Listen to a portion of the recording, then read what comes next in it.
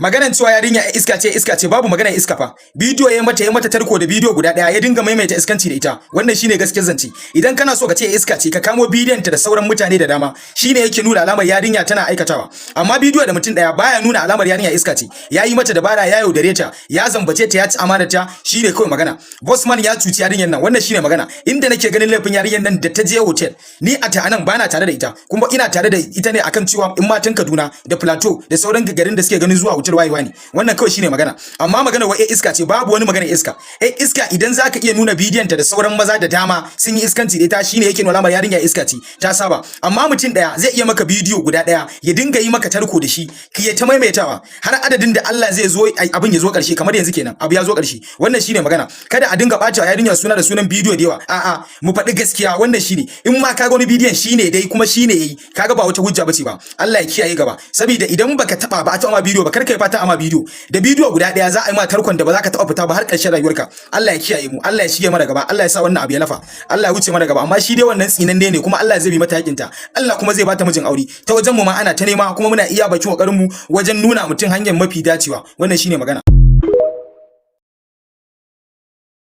in girman Allah a tura min bidiyon nan a min sharing a min liking sannan duk wanda ya san wannan yarinyar dan Allah ya yi kokari ya tura bidiyon nan zuwa ƴan uwanta. Wallahi akwai mutanen da suka mun magana suna so su aure yarinyar, wallahi sun fi su dai. So nayi magana da mutane kusan 5 daga ciki kuma naji uzurin su, naji maganan su, kowanne kuma yana magana akan cewa tunda dai wanda ya saka bidiyon yarinyar ku dai tafi viral ya saki bidiyon yana so ne kar ta samu miji ta aure, to su wallahi sun fito za su aure ta. Na ɗaya daga cikin wani babban mutumi wanda muka zauna, babban mutum ne, yana da kuɗi, yana da rufin asiri da sauransu.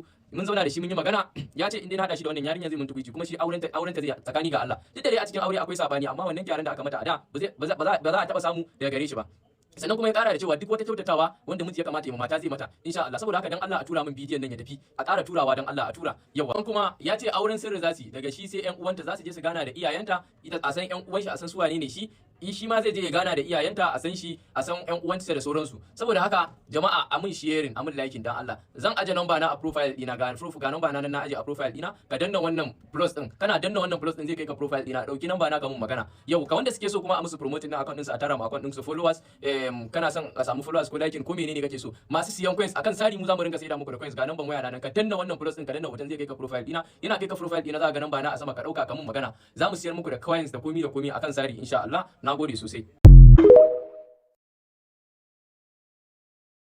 Wai idan an gama ST sai wasu mazan su dinga tambayan ka wai ka ji daɗi ne?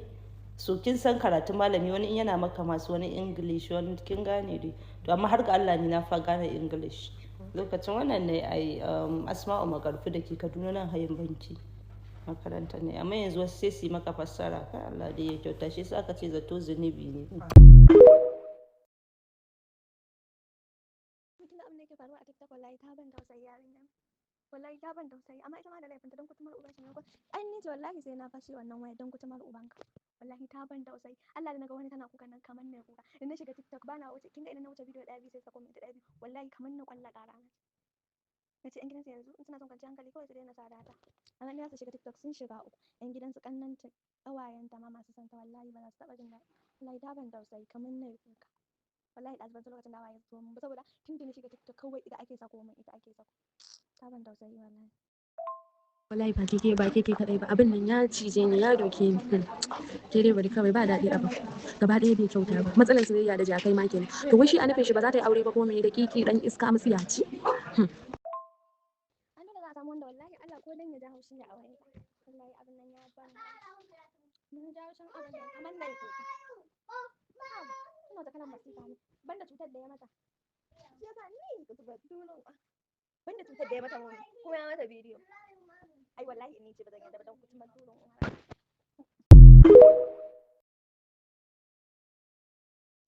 Kuma mutane kullum ana kai wata yarinya sun yi lalata da wani, ana kai ta ana cewa ta tozarta kanta, ta cuci iyayenta.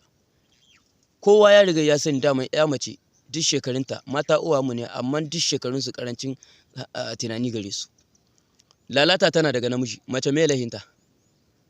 Lalata hankali da tunani da dogon tunani yana daga namiji. Mace ba malalaciya bace, namiji shine malalaci. Saboda a yau in baka je bagunta ko ka juya mata ra'ayi ko ka je ka yaudare ta da kuɗi, bayan da za a yi ka je ka lalata diyar mutane. Duk wani iya shege yana daga namiji. In baka bata ba huska ita ta lalata ka. In baka je ba ka yaudare ta lalata ka. ko zo maka ta yi da maganar lalata kai turampenta. Lalata tana daga namiji, mata ba su da matsalar komi. Kawai lalata in zina ka gani in ciki aka wa mace dole duka yana daga namiji. Mace ba ta lahin komi, mace da yaro ta yi duk guda ce, hankalin su kalilan ne, tunanin su kalilan ne. Kenan malalaci kawai yana daga namiji. Ni nan na yi budurwar da na je gunta hira da hijabi da komai abokaina suka bar mu ni da ita a ɗaki mun in ringe sa na kwanta. Ta tuɓe hijabin ta tuɓe kayan jikinta a tuɓe, ni ko ina ringe shi, ni ban ma san ba me manuwarta. Muna soya sai bayan mun gama soyayya da murici na tahiyata sai ta kira ni take ce mun yo kai wani ashe saurayin na kai ba dan hannu bane. Nace menene dan hannu kai baka ja, ashe ita manuwarta wannan tuɓiyan da ta yi nake ga tsirar nan ɗinta, ashe na ta tada mun hankali ne ta yaudare ni mu yi rayuwar shaye-shaye mu yi rayuwar lalata. To amma da ke ba aiki na bane, ban saba ba, duka ban ka ba aka ban yi ba wannan lisan sai ba na taima take gaya min take ce mini wai kai da ba dan hannu bane ba dan. To wani hannu ni abinda na san hannu yayi kawai mace in za ta aihu hannu ya mai karba, wani hannu ni da ba malalaci ba. To lalata tana daga namiji, ko karuwai da kake ga ai sai kun je, in ba ku je ba sa fasa karuwancin to mace karancin hankali gare ta, karancin tunani gare ta. Kar ma ku ringa cewa wai mata su ne malalata, wani yana daga namiji. Kai da wayanka da hankalinka kurum namiji ka kiyaye kawai.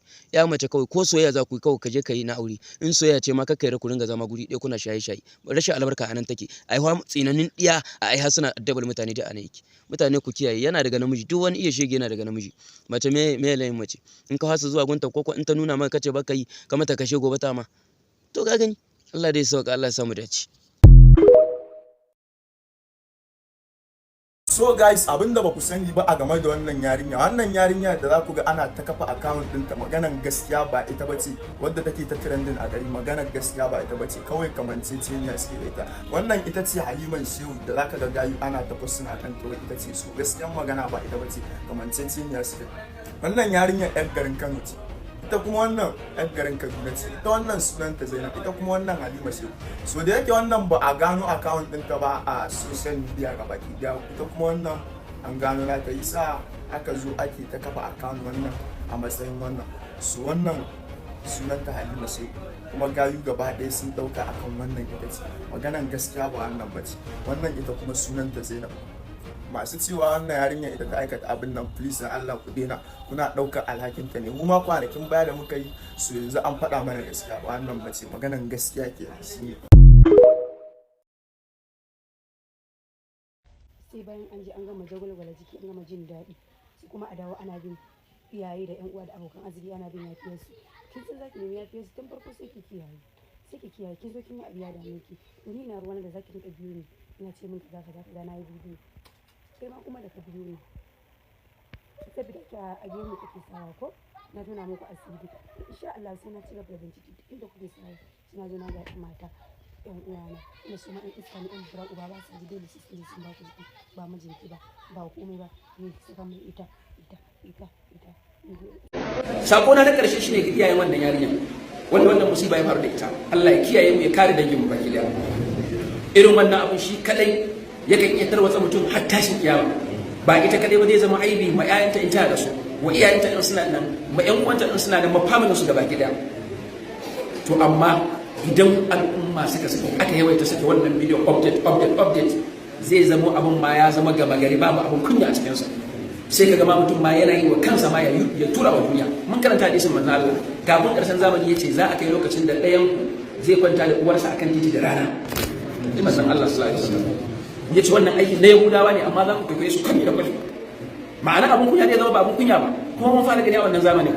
To shawari na ga iyayen wannan yarinya da duk irin wannan abun ya faru da su, ba cewa za ku yi mai yarku ki je ki kashe kanki ba, ko ku taru ku ta dura mata ashar, ku zo da wuka, ku zo da me, duk wannan an wuce wannan zamani da in ka takura karshe yanzu nan yan human rights su dauke ta su yi da ita kasan da kai da ganin ta sai a medium kuma za ka ci gaba da gani. Kwanan na kai da wani sunan shi wa America ba haka yi faru ba, a lokacin yin mutu su zo da shi su masa shi haka za ka dinga zage shi ana sa a media gaba ɗaya, wai abin ya zama abin shahara, su ma suna so su shahara da media. Yanzu gashi nan ya zamo fasikancin da yake ya fi karfin su kuma ya dawo gidansu, amma bai ce su masa komai ba. To ku ja ƴar ku a jiki, ku ci gaba da mata nasiha, ku nuna mata insaniya, ku nusar da ita babban laifin da take kai. Yau da shari'ar musulunci ga irin hukunci, amma tunda babu shari'ar musulunci Allahu a'lam, ku dauki irin ta'asiri da za ku mata na tsoratarwa da tozartarwa na wanda ku za ku mata a matsayin gyara ba a matsayin tozartarwa wanda ya zama kuna yawan aibata mutum. Inda ka shiga bidiyon tsiraicin yarinyar ne ke yawo Instagram, Facebook, Twitter, TikTok, a WhatsApp ana yadawa. Haba jama'a, masu promoting bidiyon ne su suke bani mamaki, kamar ba su da kanne, kamar ba su da yayye. Wannan shi yake nuni da idan kika yi kuskure bidiyon ki ya fita, waɗannan mutanen da suka yi promoting wannan bidiyon su za su yi promoting naki, shi yasa ba ki da maki sai namijin da ya ce zo mai zina. Idan kin gane in baki gane ba ke kika sani, ce ki ci gaba da bashi jikinki, duk abin da ya ga dama ya muku, ko kuka siya wallahi. Wannan masifa har ina.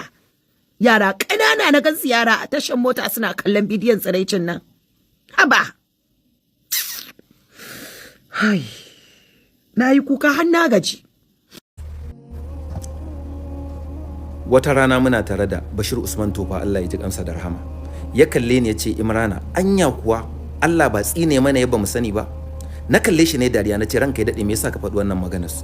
Sai ce duba da irin yadda al'ummarmu ta lalace don dinga faɗan matsaloli na mutanen arewa. To ban taɓa gane cewar wannan ba kalma ce da ya yi ta kai tsaye ba, sai da ya nazarci ɗabi'un al'ummar, sai da na ga me ke faruwa yanzu. Ban taɓa ganin al'ummar da ake kashewa ba, ake zuwan mata da nau'in cutarwa iri-iri, amma kwata-kwata ba ta ba wa hakan muhimmanci, ba ta magana a kai, sai akan abin da bai shafe ta ba, abin ma da bai kai ta waiga ta kalle shi ba, ita akan sa take magana. Misali yanzu mu kalli bidiyon da ake ta yada na wata yarinya ta yi tsaraici ita da saurayinta ta yi kaza, me ya shafe ka? Kowa suka ga ya kafe hotonta yana Allah wadai da sunan kishin addini. To in kishin addinin ne, dau matakin da addinin ya ce ka dauka mu. A koyarwa ta musulunci, Allah ya fi maraba da wanda da ya ga wannan abin ya ɓoye bai yadda na biyunsa ya gani ba. Kuma in ka ɓoye ka taimake ta, ka taimaki addinin ka, sannan ka taimaki abin da zai fito daga cikin zuri'arta. Kwanan nan naga wani yaro ya posting bidiyo ya rantsi, ya ce wallahi an cika jirgi da 'yan Boko Haram an kai su Abuja, kuma sai gashi ya bayyana an fito da 'yan fursunonin 'yan ta'adda an jera su mutum 700 ana cewa an yafe musu. To fa wannan gabar ita ce ya kamata dan arewa ya nazarta ya ga me yasa aka yi haka.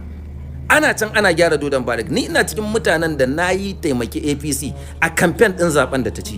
Na yi mata program a kamfani na ACG da MPM da yawa, program ya fi kala 100, sannan na fita na yi mata da malamai da nake da structure da su a faɗin Najeriya, amma da na ji bayanan yaran nan sai da gwiwata ta yi sanyi akan gudunmawar da na bayar. Dalili ana can ana gyara dodon barak, muka sani ko wata rigimar za a tayar ta ƙarƙashin ƙasa a Abuja, daga nan ka ji an ce shugaban ƙasa ya tattara ya kamfin a Lagos, wai sai ya ce kar ai hakan. To duk irin wannan gabar ce da in an zo da wani munuba ko wani makirci ya kamata 'yan arewa a ji suna magana da murya ɗaya. Shine abin da suka nuna sun can ciwon kansu. Yanzu a Jos din nan an je an ɗanyi kashe-kashe, sai gashi rabaran sun je sun samu shugaban ƙasa sun titsiye shi sun ce a biya diyar rayukansu da kuma kudin Najeriya za a bayar. Shin mutanen ƙauyukan da aka tasa a Katsina, mutanen ƙauyukan da aka tasa a Zamfara, mutanen ƙauyukan da aka tasa a Maiduguri, da duk kashe-kashe da ake yi an mai da yara marayu da gudun hijira su rawukan tumaki ne? Mutanen arewa inda irin yanda kuka yi raising issue na yarinyar nan a social media, haka kuke magana jinanan mutanen arewa, da wannan abin, da wannan kaddara ba ku canja ta ba? Wallahi da mun canja wannan atmosphere. To abin da muka zage sai abin da bai shafe mu ba zai amfane mu ba ake jin muryoyin mu. Amma a daidai gabar da zamu nuna mun san kishin al'umma, mutum nawa aka cire a position na gwamnati aka dauko yan da ba yan addinin mu ba aka sa. Kuma wannan issue din na insecurity yanzu da aka cire Badar aka kai Christopher Musa, canja zani tai. To in ɗabi'an mu ne yin shiru, ko irin su ma na luhur bada da suka rage, su ma sai kaji an biyo musu da wata bita da kullun nan gaba. In dai dan arewa duk wanda aka cire naka kai babu abin da ya shafe ka. Sai abin da bai shafe ka ba, bai da alaka da ci gaban makomar ka, shi za a ji ka fito kuna ta poston a social media kuna yadawa. Allah ya shirye mu ya gyara mana wannan ɗabi'a tamu. Wallahi ni na lura mutumin arewa in ana so ya canja ya san yancinsa, to sai an ɗau matakin da hindima ta Abu Sufyan ta ɗauka kan Quraishawan Makka. Kwata-kwata an bullo da hanyar da za a haɗa shi, a hana shi jima'i da saduwa da iyali. Ina jin sai an ɗau wannan matakin akan ka kai mutumin arewa, sannan za ka tashi ka kwaci yancinka. Amma duk wulakancin da ake wa dan adam ya miƙe ya ce ba isa ba ko sai an daina, an wa mutumin arewa har yau yana kwance bai dau wani mataki ba. Sai abin da bai shafe ku ba. Yanzu ina ruwanku da bidiyon wannan yarinyar, ai ta yada wai ta yi tsiraici me naka? In yakka ce ta za ka ci gaba da yadawa, da Allah mu canja wannan. da ka gama ci sai ka sauka ƙasa sai ka je ka buɗe harshenka ta wangale har da sa hannunta da dais in hannunki shi ya tona miki asiri mama na kin je kin yi lalle kin je kin buɗe kafa ana shan gindinki har da kai hannu da buɗe mishi da kyau dan harshen shi ya shiga da kyau sai gashi nan asirinki ya toni kin tona wa kanki asiri saboda wannan dais din. Tsaya ku saurari wannan bidiyon akan wannan yarinya da zan kafe muku. Wannan yarinya ba ita ce ta aikata wannan abun ba, bari ku ji magana daga bakin mahaifiyar wadda ta aikata wannan abun. Ku saurari wannan. Kaga baby ana ta nuna ta a duniya tsirara. Nace mata saboda me? Ko kuma a ina aka yi wannan? Tace in tana nan sai ki kira ta kici. Sai na kira ita yarinya na tambaye ta. Ina ne kika aka dauke ki hoto tsirara ake? Tace ita ma yanzu take jin labari. Tace yanzu kike ji? Tace eh. Wa ya gaya miki? Tace wata 'yar makarantar su. Wane ne kike zargi? Sai tace min wani yaro. Ina ne gidansu? Tace bata san gidansu ba. Kina da number shi? A'a. Tace to sai ki nemo number shi ki bani. Ta nemo ta bani na kira shi. Nace bani number mamaka.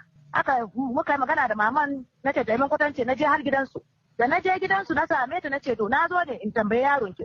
Ko akwai dalilin da yasa ya ma yarinya wannan cin mutunci a rayuwa? Sai ta kirayo shi. Sai na tambaye shi. Yace ta maka wani abu ne wanda baka iya yafi ya kai mata wannan sai yace a'a ba ta mishi komai ba. To ba kai maka komai ba me yasa ka dauke ta kai ta har Phoenix hotel? Ga ta na yarinya kamar wanda zai ta bugu. A shaye take ko amine ne Allahu a'lam. Shekara ta 16. Da ne a ce ta fara iskancin da ta kai wannan abun ba wanda ya taba sanin tana da wannan hali a rayuwa. Ba don ni na haife ta ba. Duk wanda ya san tarbiyyar da ne ma yarin nan wallahi ya ga hoton nan wallahi sai ya kuka wani. Muna cikin wannan magana. Sai na ce ma yaron ga nuna mana tunda an ce bidiyon yana gare shi. Sai ya dauko wayar shi. Sai ya nuna mana. Da ni da uban shi da uwar sai ya nuna mana. To bayan mun kalla sai uban ya ce to wannan ai ba wani abu bane. Ke hajiya kawai ki tafi yau tare mu ruwa juna a ciki. Ba wani abu ne tunda ba wai ciki yayi mata ba. Nace kai wurin ka ne kawai za a yi ma yarinya ya zama matsala.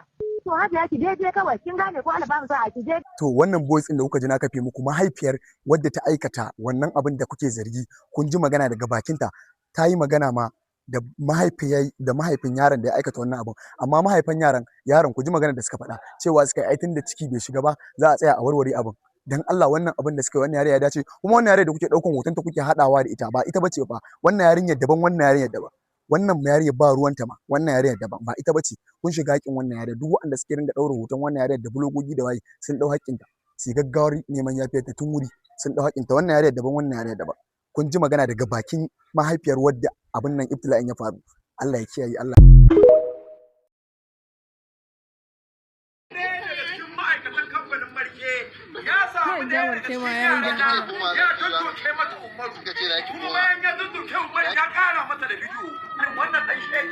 wanda ya wannan aikin mutumin kauye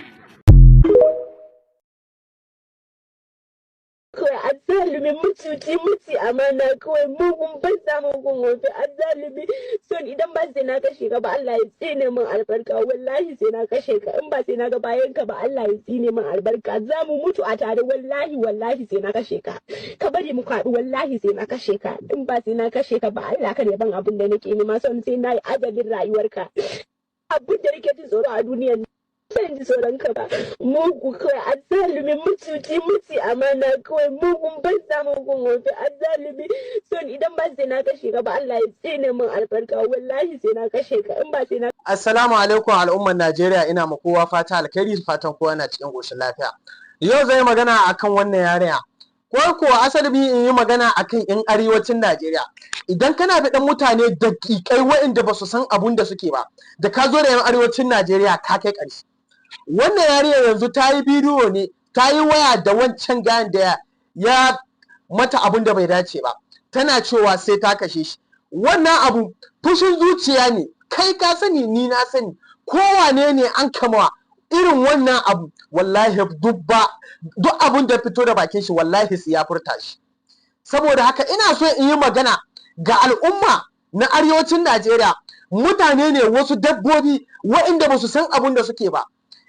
Wannan yarinya lokacin da ta fito tana ba ta haƙuri tana tuba ga ubangijinta tana ba iyayenta haƙuri babu wani shege ko wata shegiya da ta ɗau bidiyon nan ta yi postin in cewa tana tuba ne ga ubangijinta ta yi nadama abin da ta kai amma yanzu ta ƙara yin bidiyo na cewa sai ta kashe shi ka diba da bidiyon ka diba da wannan recording in ke yawo ka diba da ke yawo wai al'ummar arewacin Najeriya dan mi da kuke dabbobi yawancin ku ba ku san abin da kuka yi ba ku baya duk lokaci in dai ba bala'i ya cimma mutum ba ku yada abun alkhairi ba abun da kuke iya yada.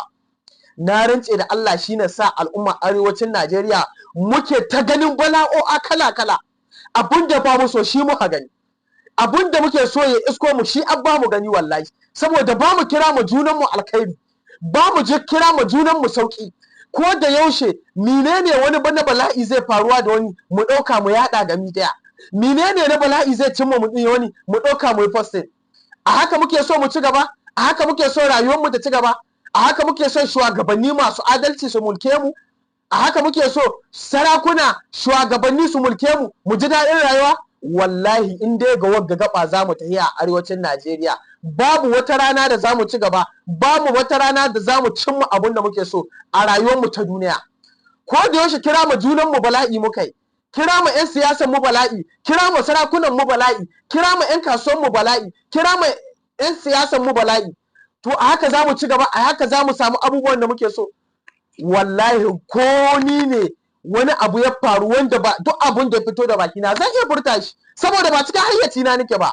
Yarinyar nan ta yi abubuwa, ta zo ta yi tuba ga Ubangiji, ta zo tana roƙon uwayenta su yafe mata. Babu wani ɗan shegiya, ɗan miriya babba a arewacin Najeriya wanda muke ganin shi wanga ɗan miriya ne wanda zai postin zai je inda muke so. Babu wani mutum guda wanda ya ɗauki wannan bidiyon wanda taka tuba ga Ubangijinta ya yi postin ne yana bayanin cewa tana tuba ga Ubangiji. Amma in bala'i ne arewacin Najeriya gare mu an ka fara ganin bala'i a ɗauko shi ana fasta shi ga duniya an ji daɗi yau wanga asiri na ya toni. Naka na zuwa ko naki na zuwa ba fata muka yi ba. In dai baka kiyaye wa'annan abubuwa ba wallahi sai an yi waye gari naka ake talla a doron duniya a midiya wallahi. Ni wannan yare ina mata fatan alkhairi kuma Ubangiji Allah ka shirye ta. Har gobe hajji bi haggata ina mata fatan alkhairi Allah ka shirye ta. Kuma waɗanda suke da hanyar yi Allah ka tsare su ko wasu maza da ke shirin su yaudari wasu Allah ka shirye su ya kare su da mu da kullum musulman Allah duka. Kana da ƙauna kan kina da ƙauna kana da ƙanni kana gurin ko kana jin daɗin a musu haka ko yau a ce ƙaunarka ko ƙanwarka ko wani ɗan gidanku an kama ba ka jin daɗi kuma ba za ka so haka ba. Da haka al'umma Ubangiji Allah ka sa mu dace kuma Allah ka sa mu gama da duniya lafiya kuma Allah ka ƙara tsare mu da waɗannan miyagun ƙaddarori. Videos din cin biskit din wata yarinya yana ta trending a social media. Ita ce topic of yesterday, ita ce topic of today. Na san gobe ma ita ce topic. Mutane suna ta magana wannan ya ce a'a gayan ya kwafsa a'a ya aka yi suka saki videos din a'a shine yana son ya bata mata suna wannan ya ce ai laifin shi ne wannan ya ce laifin ta ne ya aka yi ta bari aka yi video bayan saboda in ka duba bidiyon zaka san cewa da consent ɗinta aka yi bidiyon. Amma ni ga baki ɗaya abin da ban gane ba abin da nake ta tunani akai shine me yasa aka yi wannan bidiyon matan asali. Ina understanding cewa a'a mutane in suna da nisa shidan yana shiga ransa a dinga cewa okay to turo min bidiyon biskit a'a gashi duka wannan abubuwan turo min hotunan biskit da sauransu. Amma fa gashi nan kana cin biskit din akai tunda da videos din nan suna da yawa. To menene amfanin recording din nan? Kana son ka nuna ma abokananka ne cewa ga kanan kana cin biskit ko kuwa kana so ka yi posting a wani social media ne saboda ka samu revenue ko menene amfani? Ni abinda na kasa gane menene amfani? Sai baka taba samun biskit din bane okay zaka iya cewa kana son ka ga biskit din saboda baka taba samu ba, amma biskit ne wanda kake samu akai menene me zai saka ka kai menene amfanin recording din a different times like so da yawa me amfanin menene wannan? In akwai wanda ya sani ya rubuta mana a comment. Secondly kuma shine ita yarinyan ta yaya ne za a yi convincing ɗinki a ci gaba da convincing ɗinki a ƙara convincing ɗinki ko lokaci ana convincing ɗinki cewa a recording ko lokaci ana convincing ɗinki bai taɓa zuwa kan cewa menene za a yi da bidiyon baki baki taɓa tambayar menene amfanin recording ɗin wannan biskit ɗin menene baki taɓa tunanin nan ba? Ni abinda to ni nake ta tunani kenan jama'a wai menene amfanin recording ɗin biskit ɗin nan? Kun san abin da yake faruwa yanzu haka a daren nan a cikin garin Kano? Inna lillahi wa inna ilaihi raji'un. Ku je ku yi sacin Halima Shehu duk abin da ku gani ku dawo comment section ku samu inna lillahi wa inna ilaihi raji'un.